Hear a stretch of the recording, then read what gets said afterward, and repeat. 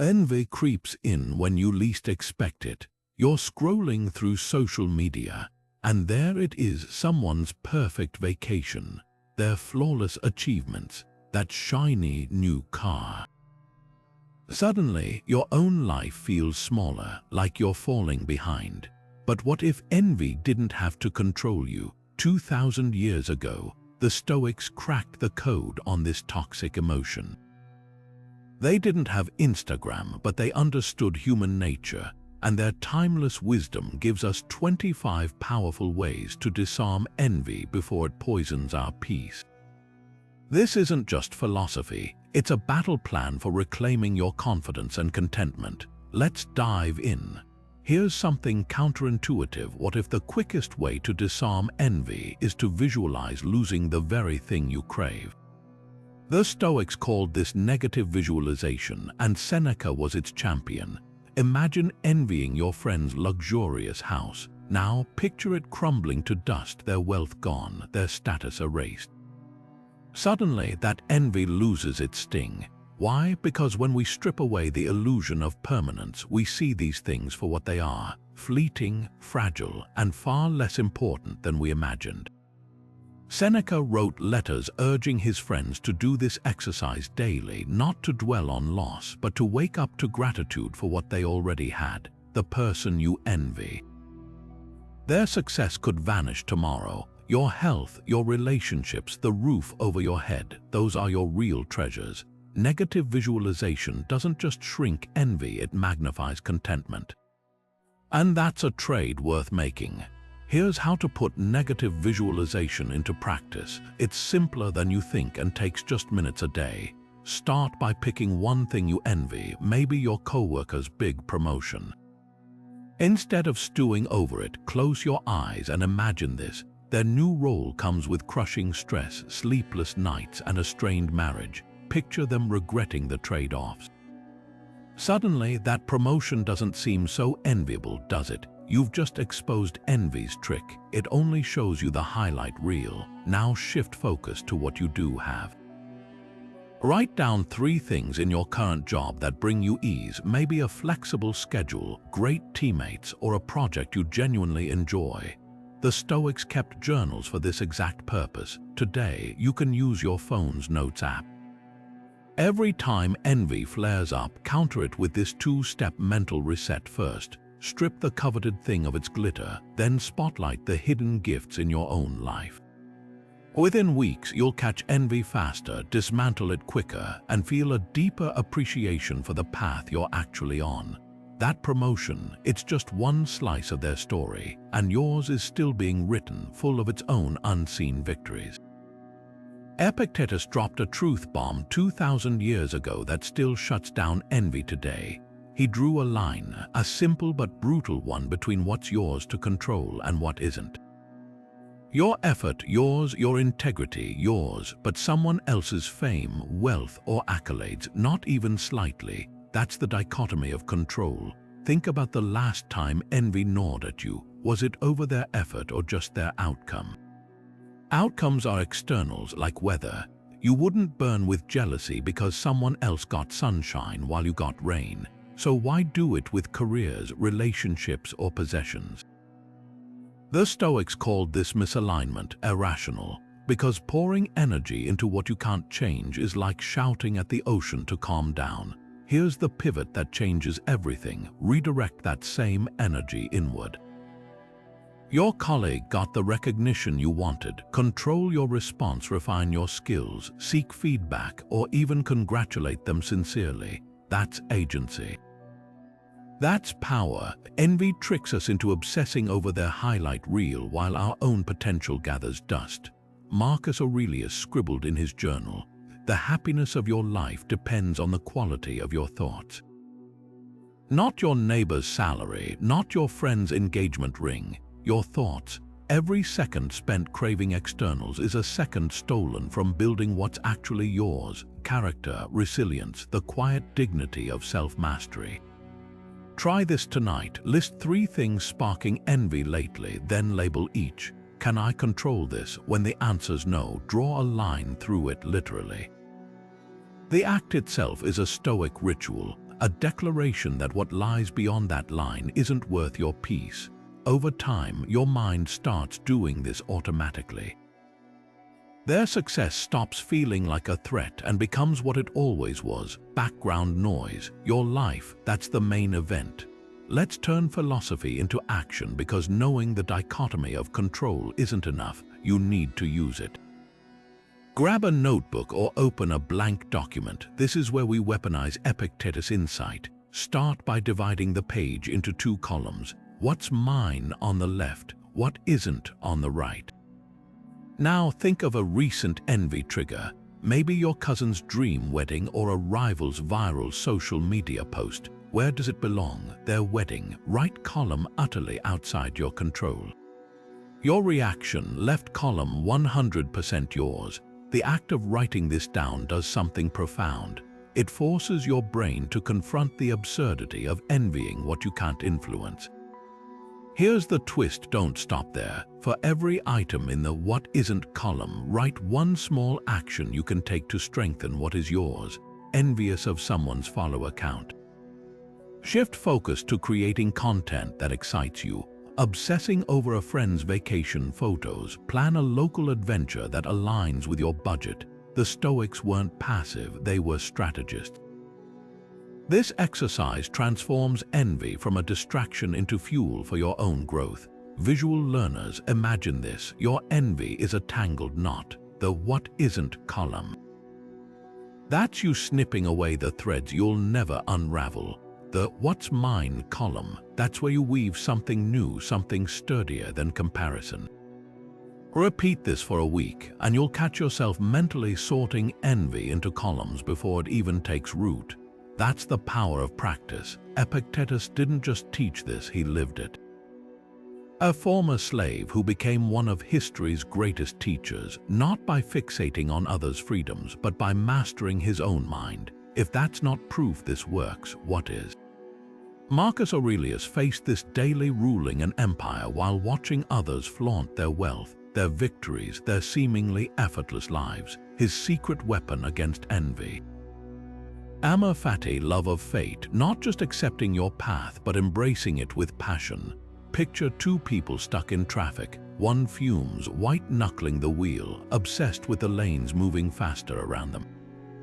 The other takes a deep breath, plays their favorite song, uses the time to think. Same traffic, radically different experiences. That's Amor Fati in action.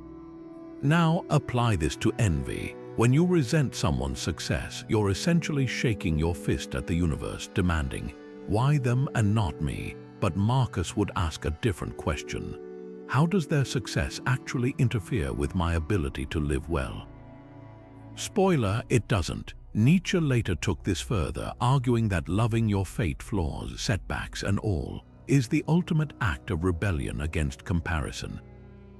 Think of it like jazz music. A wrong note isn't a mistake if the musician leans into it, makes it part of the melody. Your life has its own rhythm, its own unexpected harmonies, if you stop trying to force it into someone else's score. Here's the practice. Next time envy sparks, pause and say aloud, this is part of my story. Maybe your friend landed the job you wanted. That's their path. Yours, it's being cleared for something else, maybe building patience, discovering a better fit, or even realizing you need to pivot entirely. Marcus scribbled in his journal, the obstacle is the way. Their success isn't blocking you, it's redirecting you. Nietzsche put it bluntly, Amor Fati is my deepest nature. Not blind positivity, but a fierce commitment to mine, meaning from every twist. Try this tonight. Write down one thing you've envied recently, then reframe it as fuel. Their dream job, proof that success exists and you're capable of carving your own version. Their happy relationship, a reminder to invest in your connections. Loving fate isn't surrender, it's strategy. While others burn energy resisting reality, you're free to create within it. That's how envy withers, not by stamping it out, but by falling so in love with your own journey that theirs becomes irrelevant. Here's how to transform Amor Fati from a lofty idea into a daily habit, because philosophy belongs in your morning routine, not just your bookshelf. Start with this simple ritual. Stand in front of your mirror before breakfast and say, "I love my journey, every challenge, every detour. It feels awkward at first." That's the point. You're rewiring a brain conditioned to compare. Think of it like brushing your teeth for the soul, consistent, quick, and non-negotiable. One Stoic teacher I spoke to described how this tiny habit changed everything for her. For years, she scrolled past colleagues' achievements with a sinking stomach. Then she began pairing her morning coffee with that affirmation. Within months, their wins stopped feeling like personal failures and became mere data points, proof that success isn't finite. But don't just say the words, embody them. Keep a fate ledger by your bed. Each night, jot down one thing that didn't go as planned, a missed opportunity, a rejection, then reframe it as necessary terrain. That job application that went nowhere, it led you to a better fit role.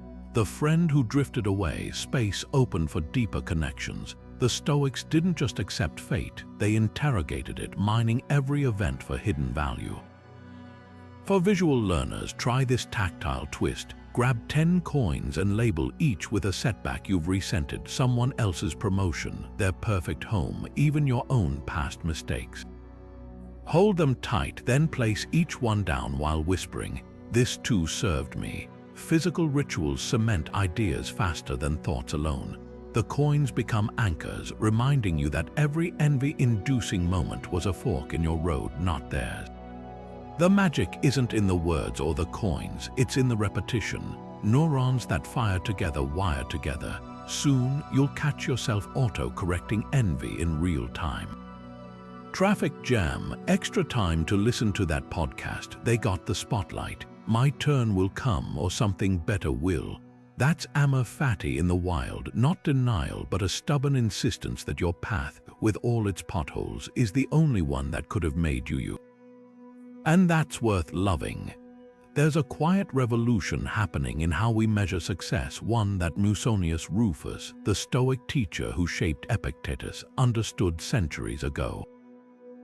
While everyone else is busy comparing their chapter 1 to someone else's chapter 20, he urged his students to do something radical, measure themselves only against who they were yesterday. Think about fitness apps for a second. When you track your own runs, you don't fixate on the athlete logging 10 miles. You celebrate beating your last record by 30 seconds.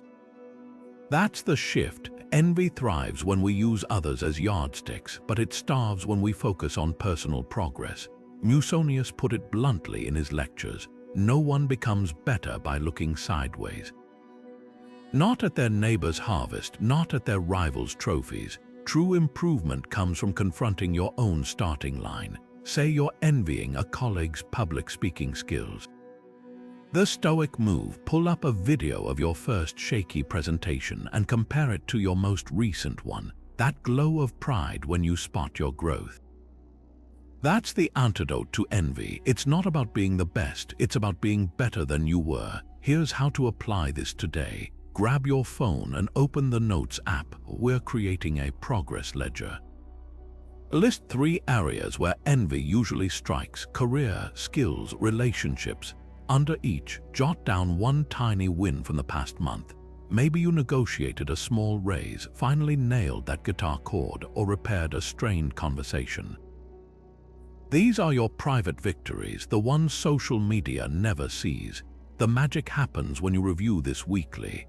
Over time, your brain starts scanning for your growth instead of their highlights.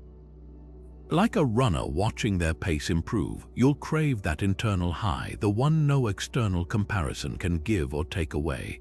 Musonius taught that self-comparison isn't just humble, it's strategic. When you measure against your past self, you're no longer a spectator in someone else's race. You're the hero of your own, and that's a story worth writing. Imagine holding a mirror to your growth, one that reflects not others' highlights but your own steady progress. That's the power of tracking tools, and the Stoics would have adored them. Take Clara, a graphic designer who spent years torturing herself scrolling through peers' award-winning portfolios. Then she stumbled on a simple habit tracker app. Every evening, she logged one skill she'd sharpened, a new design technique mastered, feedback implemented, even moments she spoke up in meetings. At first, it felt trivial. But after 6 months, something clicked. Reviewing her entries, she saw a pattern. Her envy faded as her competence grew. The apps didn't erase others' success. They made her too busy celebrating her own to care. You don't need fancy tech for this. A spreadsheet works just fine. Label 3 columns: date, area of growth, and evidence. That last one's crucial. It's where you jot specifics like nailed client presentation after practicing vocal exercises daily.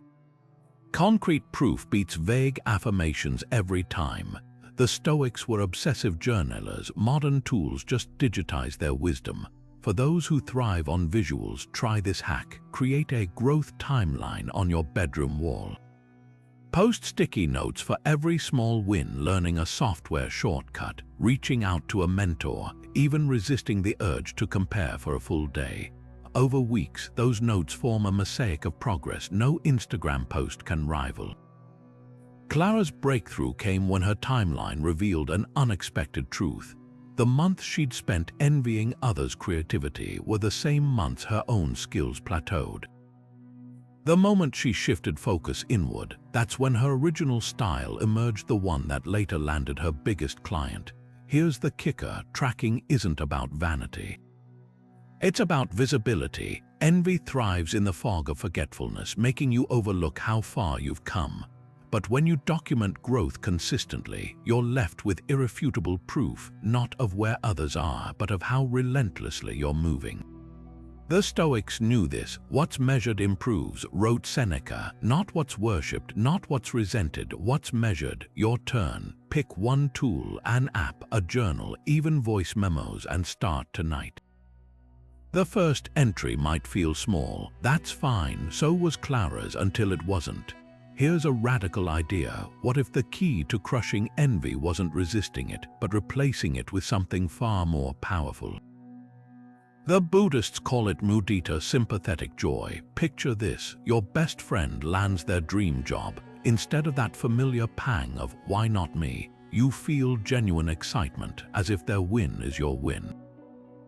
That's not just kindness, it's spiritual alchemy, and Seneca, the Stoic heavyweight, was preaching this centuries ago. He wrote that celebrating others' victories isn't just good manners, it's self-defense for the soul. Think about the last time someone shared good news with you. Maybe your sibling bought a house or a coworker got engaged. Envy makes those moments bitter, like life's handing out cupcakes to everyone but you. But here's the twist: joy is expandable. Their success doesn't shrink yours, it proves more is possible. Seneca saw this clearly. In his letters, he described how cheering for friends' triumphs forged unshakable bonds and quietly dissolved his own jealousy. He wasn't faking it. He trained his mind to see their luck as evidence the universe isn't scarce. Try this today. Next time a friend shares news that sparks envy, pause and ask, what's one way their success could actually benefit me? Maybe their promotion means they'll mentor you. Their happy relationship reminds you love exists. Even if the link isn't direct, choosing joy rewires your brain's scarcity reflex. The Buddhists practice mudita like a muscle, starting with strangers, then acquaintances, then rivals. You're not aiming for sainthood here, just one genuine "that's amazing." When you'd usually clam up, here's why this works. Envy thrives in isolation, convincing you life's a zero-sum game. But joy, it's contagious. Congratulate someone sincerely, and two things happen. Their respect for you grows, and your own resentment withers. Seneca called this double victory. You strengthen the friendship while freeing yourself from comparison. No deep breaths, no forced gratitude. Just a simple, strategic shift. Their win isn't your loss, it's proof the game is winnable. And guess what? Your turn's coming. For skeptics thinking, easy to say, hard to feel, start small. Text a friend who's crushing it with a specific compliment. How'd you land that client? Teach me your ways. Watch how their response fuels connection instead of division. The Stoics knew this truth long before neuroscience confirmed it. emotions follow actions. Fake enthusiasm enough and one day you'll realize it's real. That's the alchemy of mudita, turning envy's poison into shared light. And in a world desperate for warmth, that's not just philosophy. It's survival. What if the quickest path to dissolving envy is stepping into the shoes of the person you resent, not with bitterness but with admiration? This isn't just hypothetical, it's a mental hack the Stoics used to rewire their instincts. Picture this: your coworker gets the promotion you wanted. Instead of replaying their victory like a personal defeat, you cast yourself in a new role, their hype person. Imagine clapping them on the back, saying, "You earned this," and meaning it. Feels unnatural at first, that's the point. You're stretching emotional muscles that envy has kept cramped for years.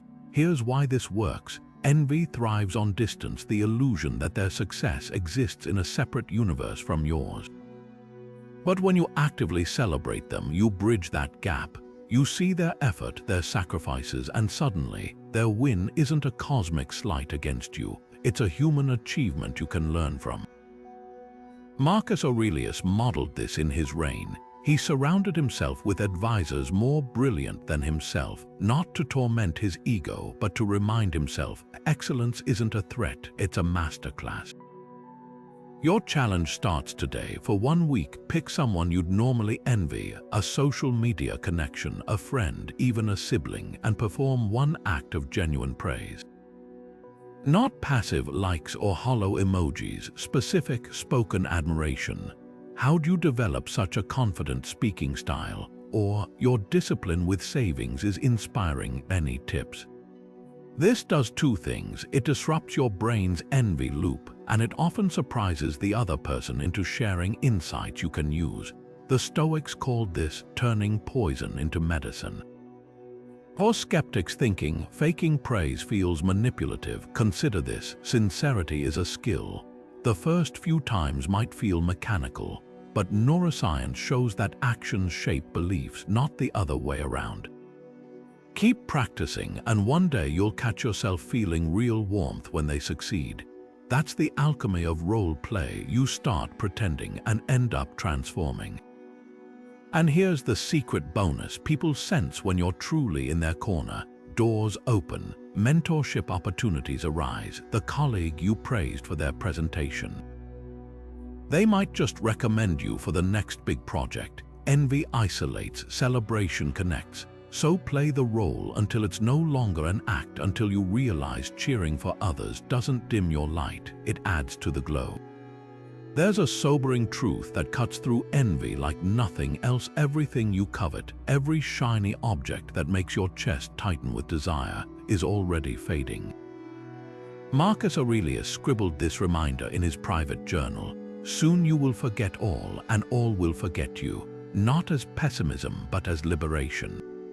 That luxury car your neighbor just bought, in a decade it'll be scrap metal. The influencer's viral fame, give it 5 years, algorithms shift, audiences move on. Even the pyramids built to immortalize pharaohs are now just backdrops for tourist selfies. The Stoics weren't morbid, they were realists, and their clarity about impermanence is the ultimate envy antidote. But here's where it gets interesting. While possessions and status evaporate, something else endures: your character. Integrity doesn't rust, kindness isn't outdated by next season's trends. Marcus called these the works of the soul, the only things that outlast time. Think about it. When you look back on your life at 80, what will matter more? The year you obsessed over someone else's promotion, or the year you became someone others could rely on? Envy tricks us into chasing trophies that tarnish, while the real gold, how we treat people, the quiet courage we show, accumulates compound interest. Try this mental exercise today. Pick one thing you've envied recently, maybe a friend's sprawling house. Now fast forward 50 years. That house, its paint is peeling, its rooms empty, its once prized address just another line on a fading deed. But the laughter shared there, the bonds strengthened, those live on in memories, in relationships that outlast brick and mortar. This isn't about dismissing ambition, it's about redirecting it. Build a legacy of virtue, and you'll never need to glance sideways at someone else's temporary treasures. Marcus left us a challenge in his Meditations: waste no more time arguing what a good person should be. Be one, not when you have their money, their looks, their luck. Now, while envy whispers that you're lacking, impermanence shouts back, everything lacks staying power except who you choose to become. That's the trade. Chase externals and you're racing shadows. Cultivate character and you etch your name where time can't reach it. For a tactile reminder, try this. Grab a handful of sand and let it trickle through your fingers as you name 3 things you've envied. Watch how the grains vanish, just like those desires will. Then write down 1 virtue you want to strengthen instead: patience, generosity, resilience. That list, unlike the sand, it won't slip away. The Stoics knew this secret. When you stop measuring life in things, you start counting it in meaning. And no amount of envy can touch that. Picture this: a Renaissance nobleman keeps a human skull on his desk, not as a macabre decoration, but as a daily whisper: remember, you will die. Sounds dark, right? But here's the paradox. Confronting mortality head-on is one of the most life-affirming practices the Stoics left us. They called it Memento Mori, not to wallow in doom, but to snap our priorities into focus.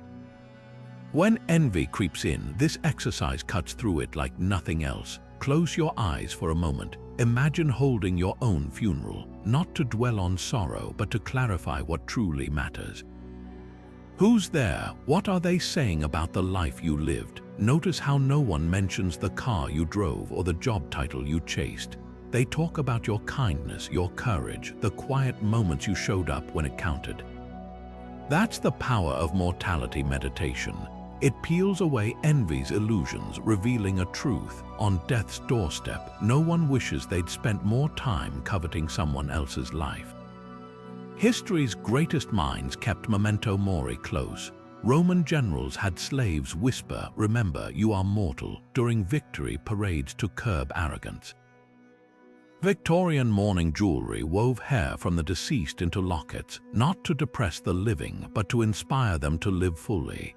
Even Steve Jobs famously said death is life's best invention, the ultimate filter for trivial worries. When you start seeing every envy-inducing comparison through the lens of, will this matter on my last day? The answer is almost always no. Let's make this practical. Tonight, try this 5-minute journaling exercise. Write 2 sentences. 1. If I died tomorrow, what would I regret fixating on? That's envy's empty calorie. 2. What would I wish I'd done more of? That's your real compass. Keep it by your bed for a week. Each morning, let it guide your choices. That coworker's flashy promotion. Irrelevant. The hours you spent mentoring a junior colleague, priceless. Memento Mori isn't about counting days. It's about making days count. And when you do, envy loses its grip because you're too busy living a life that's authentically, urgently yours. Here's a secret about envy. It's often a disguised roadmap to your deepest ambitions. When you feel that pang watching someone else's success, it's not just bitterness, it's data. Seneca spotted this centuries ago. He noticed that envy could be sliced into 2 distinct flavors: the kind that paralyzes you with resentment, and the kind that ignites purposeful action.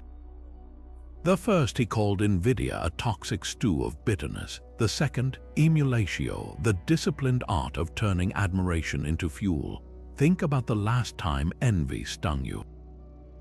Maybe it was scrolling past an author's bestseller announcement while your unfinished manuscript gathered dust. That discomfort isn't random, it's a flare signaling something you actually want. The Stoic move here isn't to shame yourself for feeling envy, but to interrogate it. Ask, what part of their success resonates with me? Is it their discipline? Their creativity, their courage to put work into the world? Those answers reveal your untapped potential.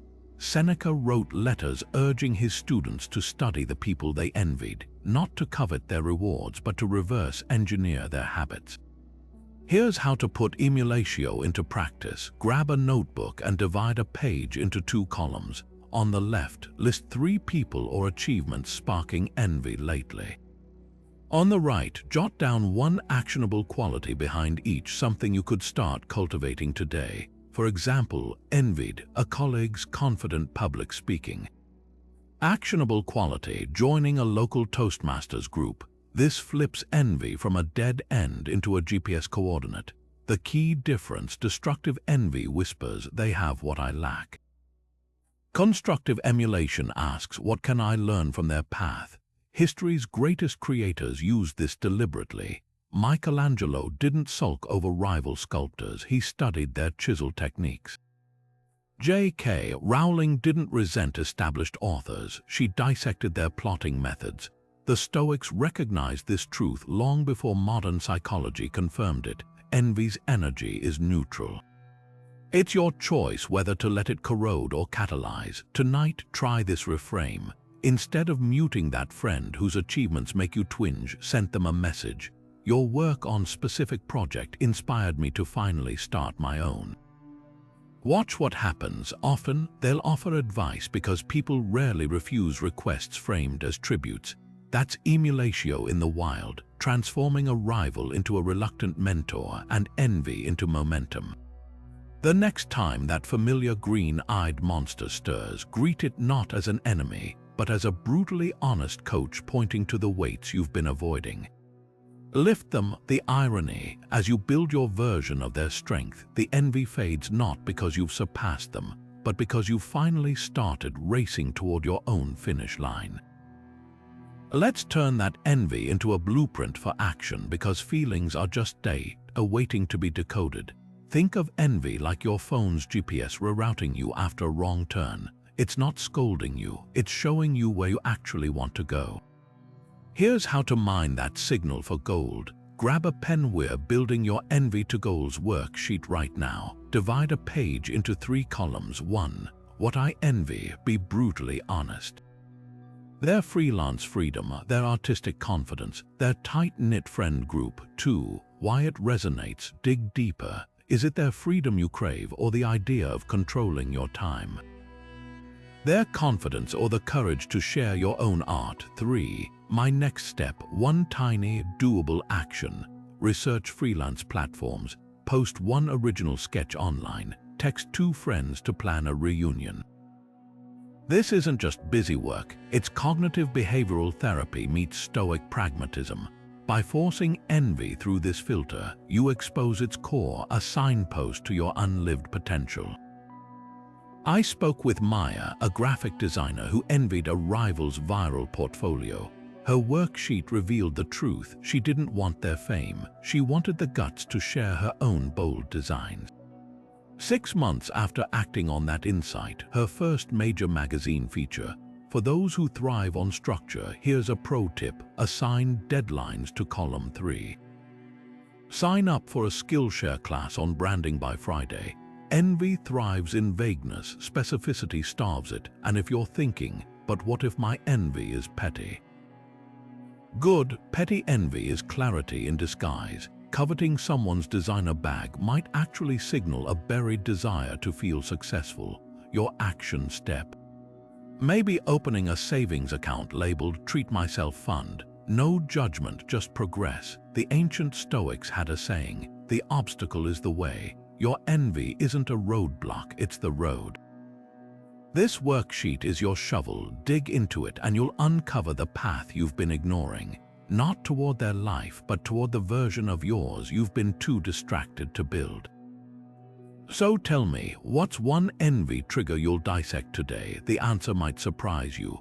Seneca saw envy not just as a personal failing, but as something contagious spread through what he called toxic crowds. Picture ancient Rome's gossip-filled marketplaces where people endlessly compared wealth and status. His solution was radical for its time: walk away. Not in defeat, but as an act of self-preservation. Fast forward to today, and those toxic crowds have simply migrated to our pockets. Endless scrolls of curated perfection on social media, office chatter fixated on who's ahead, celebrity gossip masquerading as news. The triggers haven't changed, they've just gone digital. Here's what neuroscience confirms. Every minute spent absorbing others' highlight reels activates our brain's comparison circuitry like a slot machine. Each scroll a pull of the lever, hoping this time we'll win the approval jackpot. A Cambridge study found that just 15 minutes of envy-inducing social media use spikes cortisol levels higher than a heated argument. Seneca didn't have brain scans, but he grasped the toll intuitively. The crowd you immerse yourself in stains your soul.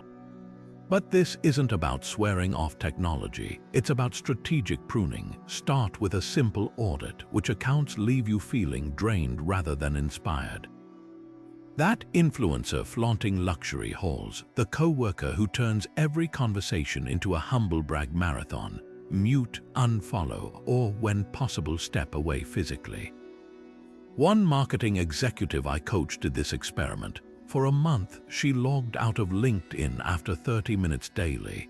The result, not lost opportunities, but gained clarity.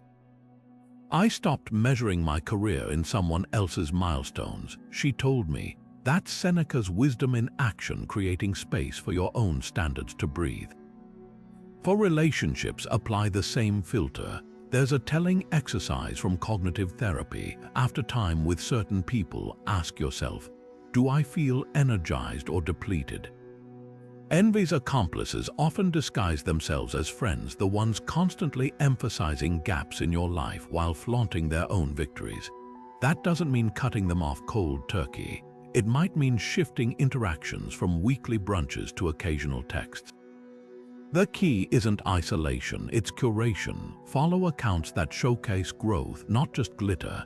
Seek friends who celebrate your journey as fiercely as their own. Seneca didn't advocate total withdrawal. He built a circle of thinkers who sharpened his mind without poisoning his peace. Your attention is the most valuable currency you own.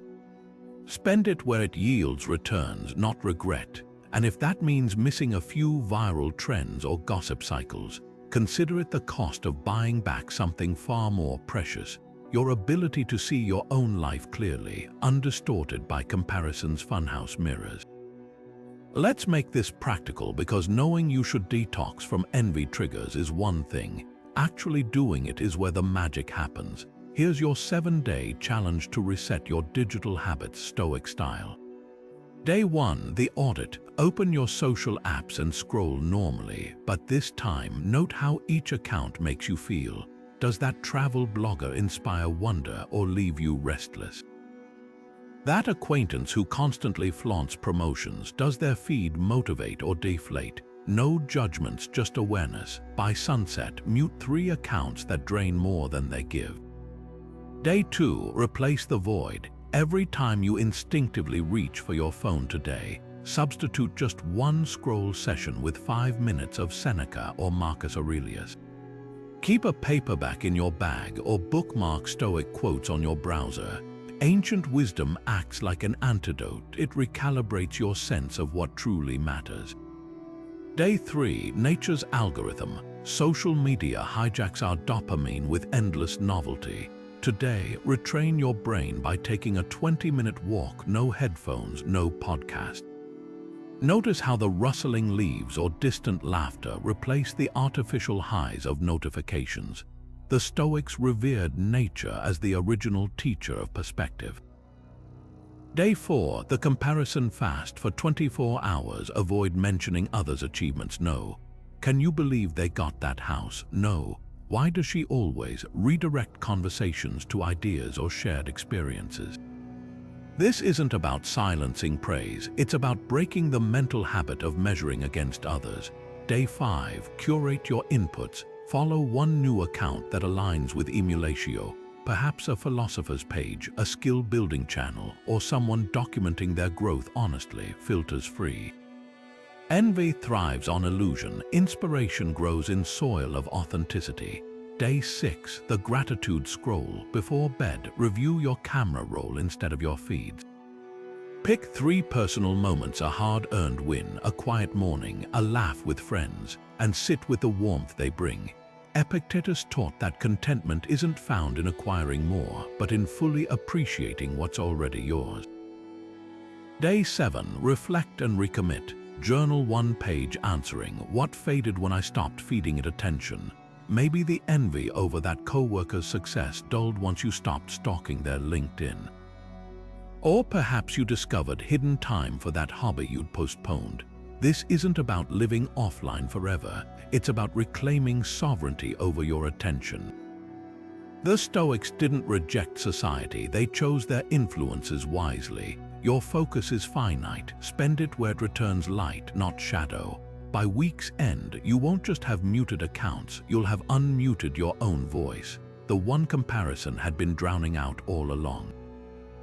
Here's something fascinating about envy. It's actually holding up a mirror to your deepest values if you know how to look. Epictetus, the former slave who became one of history's greatest Stoic teachers, had a razor-sharp question for moments when envy strikes. What does this feeling tell me about myself? That single question transforms envy from a tormentor into one of your most honest mentors. Think of the last time envy burned in your chest. Maybe it was watching a travel blogger hop between countries while you felt stuck in your routine. Your knee-jerk reaction might have been resentment. Must be nice to have that kind of freedom. But pause and flip the script. That envy isn't random. It's a flare signal pointing to something you genuinely crave. Autonomy, adventure, maybe even the courage to live unconventionally.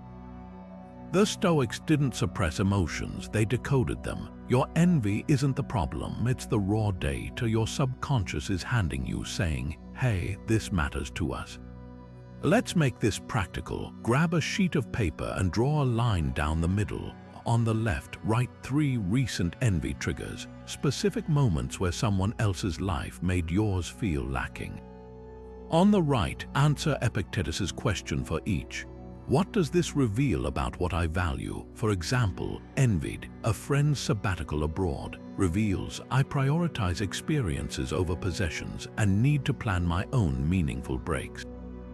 This exercise does something profound. It shifts envy from why them to what now. A client of mine, a corporate lawyer, envied a former classmate who'd opened a tiny bookstore.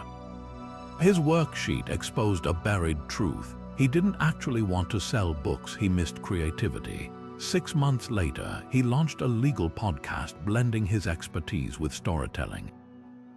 That's the power of reframing. It turns emotional static into actionable signals. But here's the catch, not all envy is created equal. Sometimes what we envy is the illusion of a value, not the reality. Dreaming of an influencer's glamorous life, ask yourself, do I actually want the relentless scrutiny or just the aesthetic? The Stoics called this testing impressions, scrutinizing whether the thing you covet aligns with your core. A craving for fame often masks a deeper need for connection or validation. Peel back enough layers and you'll find envy pointing not to their life but to the unmet needs in your own. Try this tonight. Pick one envy trigger and dissect it like a Stoic scientist. Ask 1. What specific quality am I actually drawn to? Not the surface trappings, the underlying trait. 2. How could I cultivate that in my current circumstances? That travel blogger's freedom might translate to negotiating remote work days. A colleague's confidence could mean signing up for improv classes. Epictetus didn't just ask his question to spark thought, he demanded action. Your envy isn't a curse, it's an uncanny GPS recalculating the route to your unmet aspirations. The only wrong move, ignoring the directions. Here's how to turn those envy revelations into fuel for real transformation, because awareness without action is like having a map but never leaving home. Journaling is the Stoics' forge where raw emotions get hammered into purposeful change. Start with these 3 prompts designed by modern practitioners who have walked this path themselves. First question, what forgotten strength could I reactivate today that aligns with this envy? Say you resent a friend's social ease, dig deeper. Maybe you were once great at one-on-one connections but stopped prioritizing them. Your envy isn't signaling a lack, it's reminding you of an abandoned skill. The fix: text 2 old friends this week to reignite that muscle. Second prompt cuts deeper. What's one micro step I can take toward this value within 24 hours? Envious of a colleague's public speaking? Your move isn't signing up for a year-long course. It's practicing a 2-minute elevator pitch in the mirror before bed tonight. Progress annihilates envy when it's measurable, but here's the game changer, the third question. How would living this value change my daily routines? If travel envy struck, would you start a wanderlust fund by skipping 3 coffees a week? If it's creative envy, would you block 30 morning minutes for sketching? The magic's in the logistics. A tech CEO client of mine envied an artist's freedom until she realized swapping one late-night Netflix episode for creative writing reclaimed 5 hours weekly. For concrete examples, look to history. Benjamin Franklin famously tracked 13 virtues in a journal, noting lapses not to self-flagellate but to course correct. Your version: after each envy episode, log 1, the trigger, e.g., Sarah's promotion; 2, the underlying value, being recognized for deep work; 3, 1 immediate action, block 2-hour focus sessions daily. This isn't just reflection, it's behavioral alchemy. The Stoics didn't journal to vent, they documented to act. Your envy becomes a checklist for growth when you ask not just why them, but what now. And that's how paper and ink morph into the life you've been coveting, one deliberate, envy-informed step at a time. Here's the next segment. Picture this. It's freezing outside and you're about to step into a cold shower, not because the hot water's broken, but because you chose the discomfort. Sounds insane. The ancient cynics, those radical forerunners of Stoicism, didn't just do this occasionally, they made it their lifestyle. Diogenes lived in a barrel, rejecting comforts to prove a point. Happiness isn't found in soft beds or warm baths, but in the unshakable resilience of your own mind. And here's why that matters for envy. When you voluntarily embrace discomfort, you're vaccinating yourself against the illusion that someone else's luxuries could ever dictate your peace. Let's break down the psychology. Envy whispers that you need certain externals to be happy: their car, their vacations, their perfect home. But when you deliberately go without, even temporarily, you shatter that lie.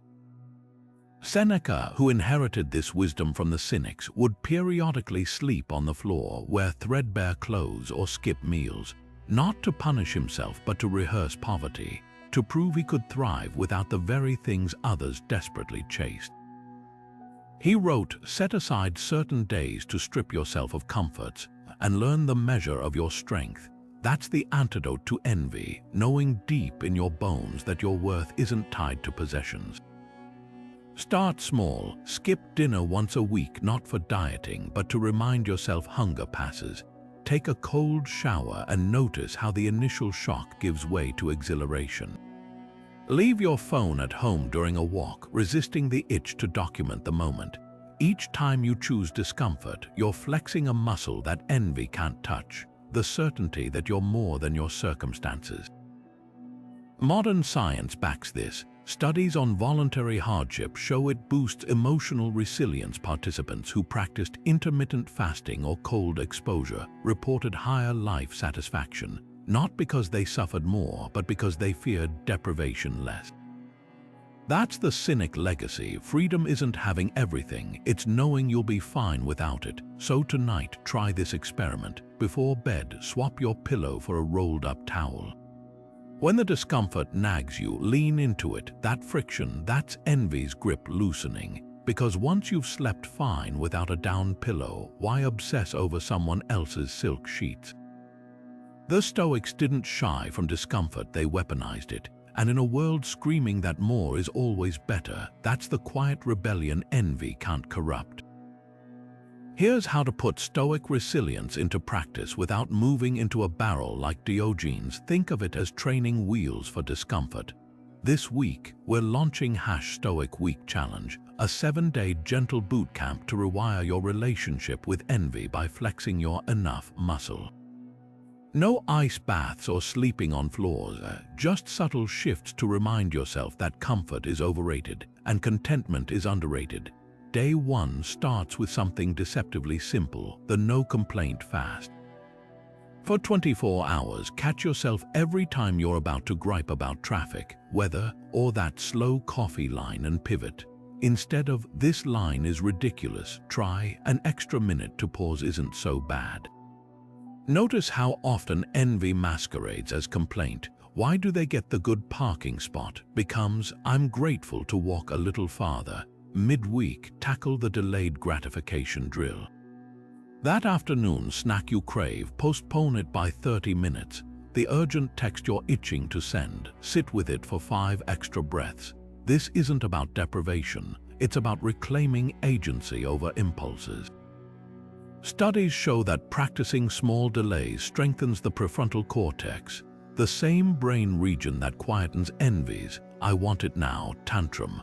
By Friday, you're ready for the analog evening. After sunset, silence your phone and swap screens for a paperback or sketchpad. No doom scrolling, no comparing, just rediscovering the pleasure of uninterrupted presence. One participant in last year's challenge told me this shift was revelatory. "I realized I wasn't envying my friend's vacation. I was jealous of her ability to be offline without anxiety."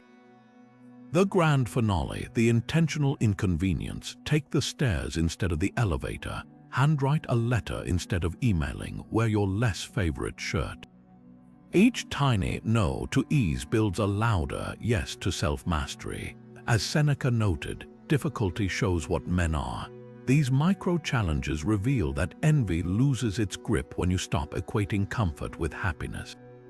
Join thousands using #Stoic Week Challenge to document breakthroughs. The college student who realized her envy of a roommate's wardrobe vanished when she stopped shopping mindlessly, or the exec who reclaimed focus by turning off notifications during meals.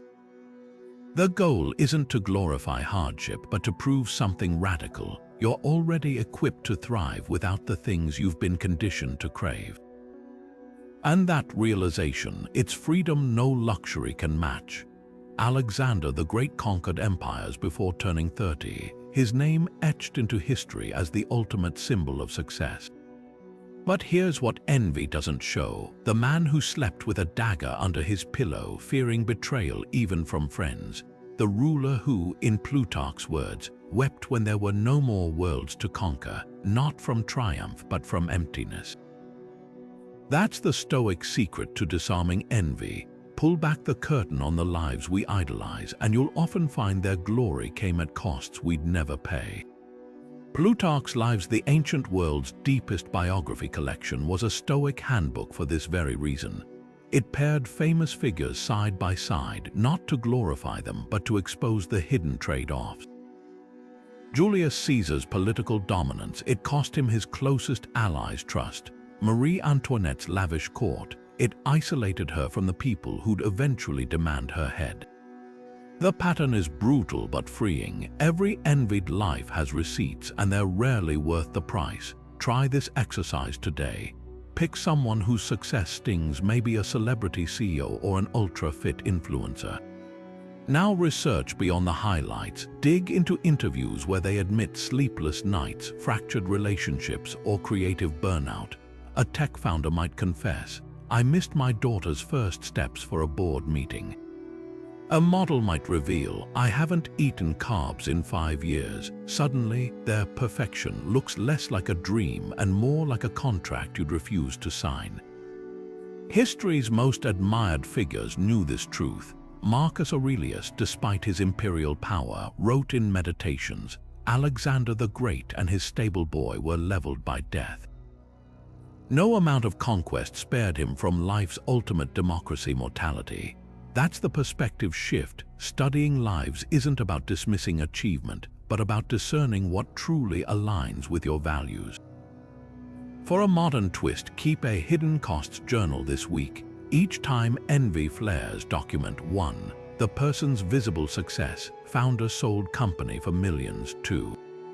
The likely sacrifices. Divorced twice, chronic stress ulcers. 3.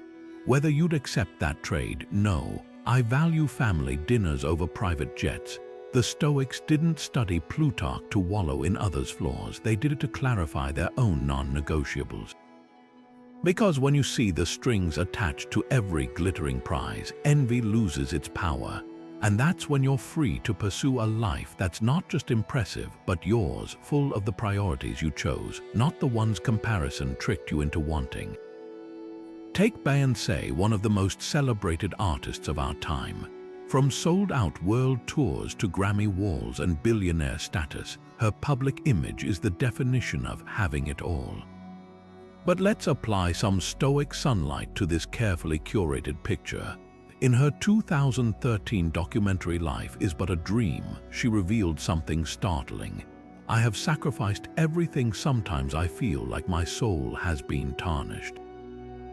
That's the illusion. Envy never shows you the exhaustion behind the glamour, the isolation at the top. The Stoics would nod knowingly. Seneca wrote that fortune's favorites often pay in hidden currency. What seems like glory is actually servitude. Now look closer. While fans envy Beyoncé's flawless performances, insiders describe grueling rehearsals where she dances until her feet bleed. Admirers covet her marriage, yet she's spoken openly about marital counseling and putting in the work. Even her famed 24-karat gold microphone, she's admitted it's heavier than it looks, a perfect metaphor for the burdens hidden beneath gilded success.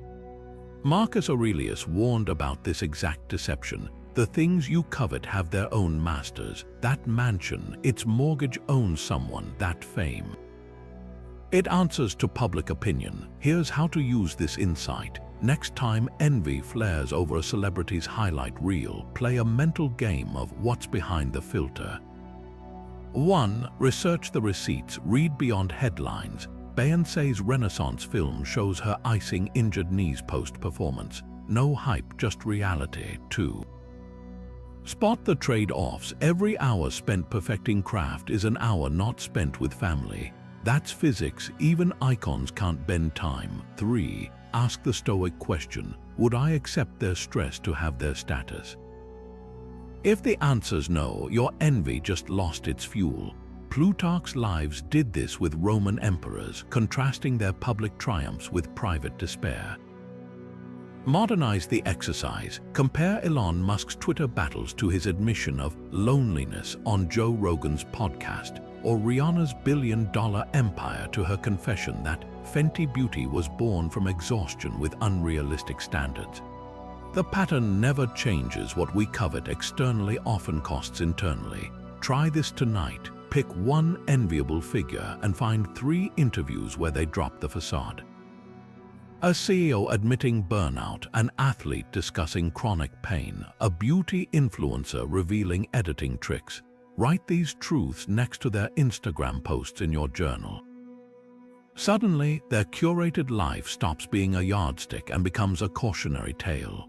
Or better yet, a reminder that your unfiltered existence, with all its messy authenticity, is the one truly envy-proof treasure. As Epictetus put it, freedom is the only worthy goal in life. It's won by disregarding things that lie beyond our control. Their spotlight, not yours to control. Your peace, priceless. Here's something envy never sees coming: laughter. The Stoics weren't all stern faces and solemn wisdom. They understood the disarming power of humor. Musonius Rufus, one of the most practical Stoic teachers, wielded wit like a scalpel to slice through envy's tension. When faced with yet another braggart flaunting their wealth, he'd quip, "How fortunate they've taken on the burden of maintaining all those possessions." With a single line, he reframed the game. What others called privilege, he saw as chains. This isn't about mockery or bitterness, it's about shifting perspective with a grin. Picture someone boasting about their 3rd vacation this year. Instead of seething silently, try this playful pivot. Enjoy the jet lag for me. Suddenly, you're not the resentful observer, you're the one enjoying the joke at envy's expense. Humor works because it exposes the absurdity of comparison. That coworker who won't stop talking about their promotion, guess that means you're buying lunch. You've just turned their moment into a shared laugh rather than a silent competition. The magic lies in the mental flip. Every joke is a tiny act of rebellion against envy's gravity. When you respond to extravagance with "someone's got to keep the economy afloat," you're not just deflecting, you're reminding yourself that their choices don't define your worth. Ancient Stoics practiced this deliberately, like training for emotional agility. They'd rehearse witty retorts not to belittle others but to protect their own peace. Try it this week. Keep a mental comeback bank for envy triggers. Their designer wardrobe, perfect. I'll stick to wearing my savings account. Another 5-star dinner photo. I'll savor my pizza without the performance. The goal isn't to become a stand-up philosopher, it's to loosen envy's grip by refusing to take its game seriously. Because when you can laugh at the things you once craved, you've already won. As Musonius taught, the sharpest weapon against envy isn't willpower, it's the ability to see the punchline before it sees you.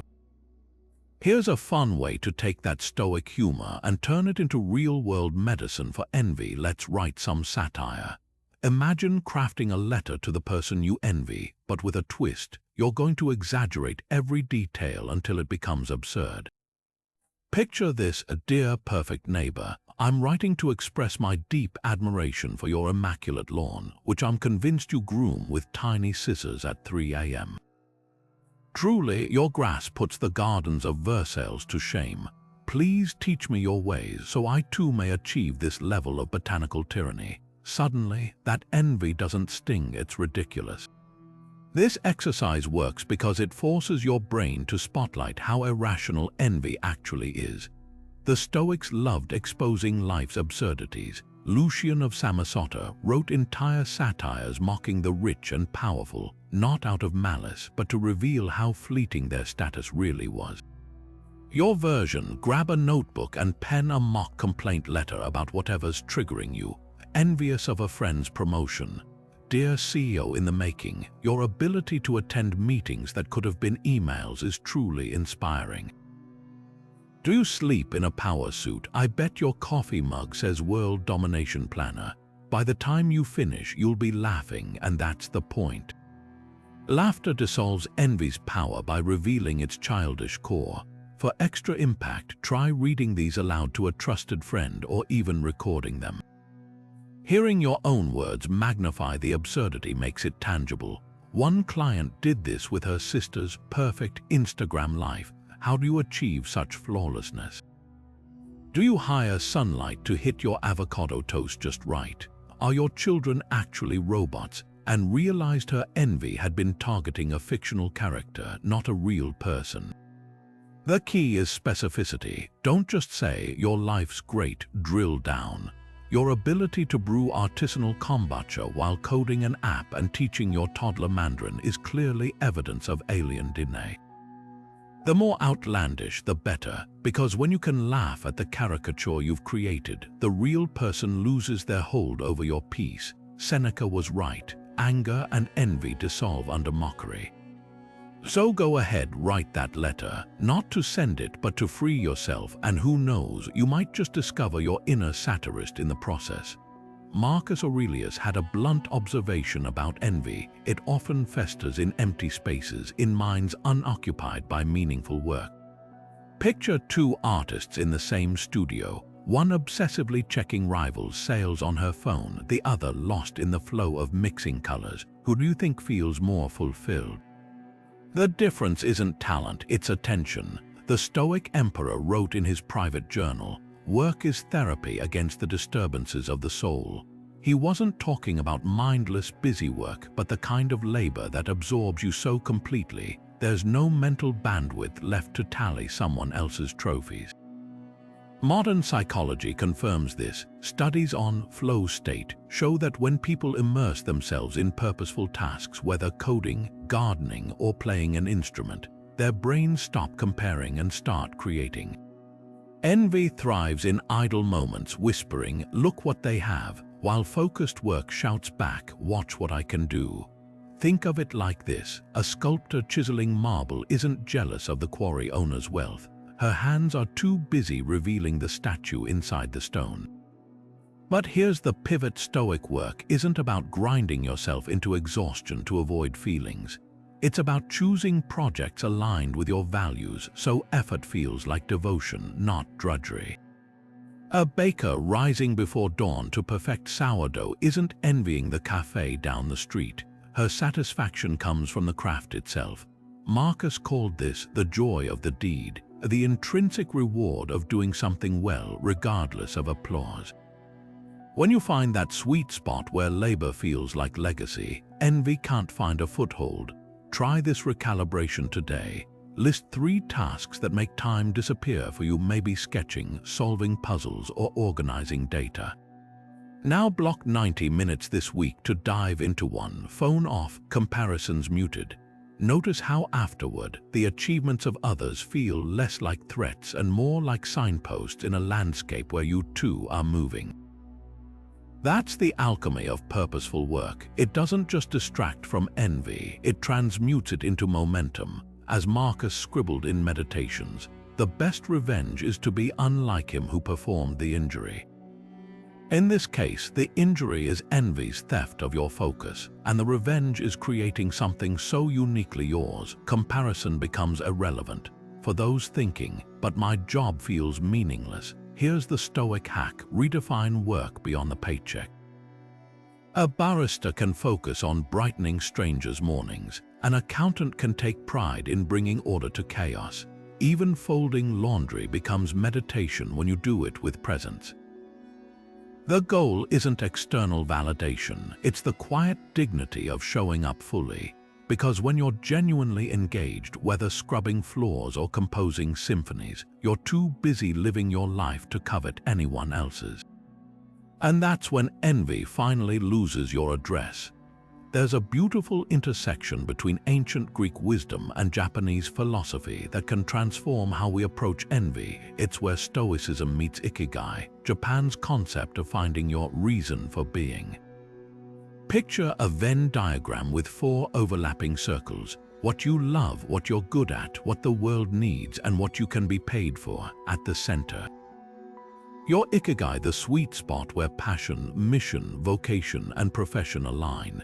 Now layer on Stoic principles and suddenly, envy doesn't stand a chance. Here's why this works. Envy often flares when we chase someone else's version of success: the lawyer comparing herself to a travel blogger, the artist envying a tech CEO's salary. But Ikigai asks a different question: is this truly my path or just borrowed ambition? The Stoics would nod in agreement. Epictetus taught that peace comes from focusing only on what's yours to control, and your unique purpose is exactly that.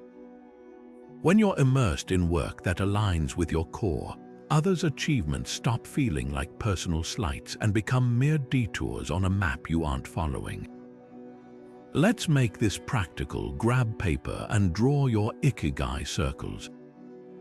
In each, list love, activities that make time disappear: writing, baking, fixing things good at; skills others complement: listening, problem solving, teaching world needs; problems you ache to solve: inequality, loneliness, waste paid for; marketable talents: design, coding, organizing. Where these overlap is your envy-proof zone. A teacher might realize her Ikigai lies in nurturing curiosity, not in chasing a corporate salary she'd resent. A carpenter discovers his joy in crafting solid tables, not envying viral influencers. This isn't about settling, it's about aligning. Marcus Aurelius ruled an empire but found his Ikigai in philosophy and service, not in mimicking conquerors like Alexander. Try this week's experiment. For every envy spike, ask, does this touch my Ikigai? If not, mentally file it under their journey, not mine. The Stoics called this living according to nature, your nature. When you do, others' paths stop distracting you and start reminding you that purpose isn't one size fits all. And that's how envy fades, not through willpower, but through the quiet certainty that you're already building a life only you could create. There's a profound shift that happens when you zoom out, way out, and see envy from the cosmic perspective the Stoics embraced. Think of the universe as an intricate tapestry where every thread is connected in what the ancients called sympatheia. Your breath moves in rhythm with the tides, the seasons shift as reliably as your heartbeat, and the same stars that guided sailors 2,000 years ago still watch over your night sky. Envy, it's like yanking violently at one of those threads, disrupting the harmony of the whole design. The Stoics weren't just philosophizing here, they were mapping reality as they understood it. When you resent someone else's success, you're not just harming yourself, you're rebelling against the very fabric of nature. Picture a tree that grows angry at the sunlight nourishing the tree next to it. Absurd, right? Yet that's what envy does. It makes us forget we're all rooted in the same soil, drinking from the same cosmic well. Marcus Aurelius put it bluntly, what injures the hive injures the bee. Your bitterness doesn't isolate you from others, it isolates you from your own place in the universe. Here's how to realign. Next time envy flares, pause and visualize this. You're holding a golden thread that connects you to the person you resent. Now trace it further to their struggles, their fears, their ancestors who toiled just like yours. Follow it outward to the shared air you breathe, the shared ground beneath your feet. That thread isn't just metaphor, it's sympatheia in action. When a musician performs, we don't begrudge the violin its beautiful notes, we celebrate how it contributes to the symphony. Your life, their life, all are instruments in the same grand composition. Try this tonight. Step outside and look up at the stars. Really look. Those specks of light traveled millennia to reach your eyes. Now consider, the person you envy is under that same sky, just as fleeting, just as small in the cosmic scale. Does their promotion or paycheck truly matter in this vastness? The Stoics used this exercise to dissolve pettiness, not with self-scolding but with awe. Envy can't survive when you grasp your place in something infinitely larger, a universe where everything, including your growth and theirs, unfolds as it should. So breathe deep. That air you're inhaling, it's been exhaled by oceans, by forests, by generations before you. Your envy is just a hiccup in an ancient rhythm, one you can smooth by remembering. Disruption passes, but harmony endures. And when you realign with that truth, you don't just heal yourself, you mend your corner of the cosmic web. Let's try something different. Close your eyes just for a moment and picture Earth floating in space. A pale blue dot, as Carl Sagan called it, suspended in the infinite black. Every human who's ever lived, every triumph and tragedy, every envy-inducing moment, all contained on that single speck. Now zoom out further, see our solar system, just one among billions in the Milky Way. Those galaxies, they're so distant, their light takes millions of years to reach us. The promotion you envied, the designer bag that made your chest tighten, how much space do they occupy in this cosmic scale? The Stoics practiced this mental zoom out to confront life's trivialities, and modern astronauts call it the overview effect. Here's why it works. Envy thrives in close-ups when we hyper-focus on fragments of others' lives.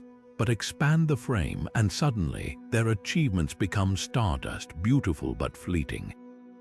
Marcus Aurelius wrote about this while commanding legions. Think of the totality of all things and how insignificant they are in time and space.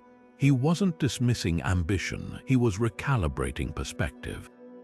That co-worker's fancy title, a flicker in geological time, the influencer's perfect facade, less enduring than a comet's tail. Now, let's make this visceral. Tonight, step outside and locate one star, any star. Hold up your thumb. That tiny pinprick of light likely outshines entire civilizations that rose and fell before it reached your eyes. The jealousy you felt today, it hasn't even left our atmosphere. The Stoics would have loved modern astronomy for this very reason. It turns philosophy into lived experience. When astrophysicist Neil deGrasse Tyson says, "We are literally stardust," he's echoing Seneca's belief that we're made of the same cosmic stuff as those we envy. Try this journal prompt under those stars. What envy feels huge now but will mean nothing in a century? Write it down, then imagine tossing that page into a black hole. Watch it crumple, vanish, become one with the universe's endless recycling. That's the real takeaway. Cosmic perspective doesn't erase your drive, it purifies it. You'll still chase goals, but now with the quiet confidence of someone who knows. In the grand mosaic of existence, your only true competition is the person you were yesterday. And when envy whispers tomorrow, remember the starlight. Some of those beams began their journey before humans even walked the earth, yet here they are, reaching you now. Your journey, too, is vast beyond measure. No comparison could ever contain it. After 24 ancient strategies to disarm envy, let's distill the most transformative. If you take nothing else from this, make it these 5. First, negative visualization. Seneca's genius move. Imagine losing what you covet to rediscover what you already have. That promotion, picture it crushing them with stress. Suddenly, your current role feels lighter. Second, the dichotomy of control. Epictetus' line in the sand. Their success isn't yours to command, but your effort is. Redirect energy from their highlight reel to your own script. Third, Amor Fati. Marcus Aurelius' love letter to fate. Their path isn't yours, but yours is the only one that could have made you. Fall in love with its twists. Fourth, Memento Mori. The Stoic death meditation. Ask if that envy will matter on your last day. Spoiler, only kindness and courage echo beyond the grave. Fifth, emulatio. Turn envy into fuel. Study their habits instead of resenting their rewards. Their discipline can be your blueprint. Now, the real question, what if envy, mastered, became your greatest teacher? Not a tormentor, but a mirror revealing your unlived potential. The Stoics didn't conquer emotions, they decoded them. Your turn. Which of these 5 will you wield first? Drop it in the comments, and if you're ready to go deeper, hit subscribe for our 7-day Stoic challenge, where we turn these principles into unshakable daily habits.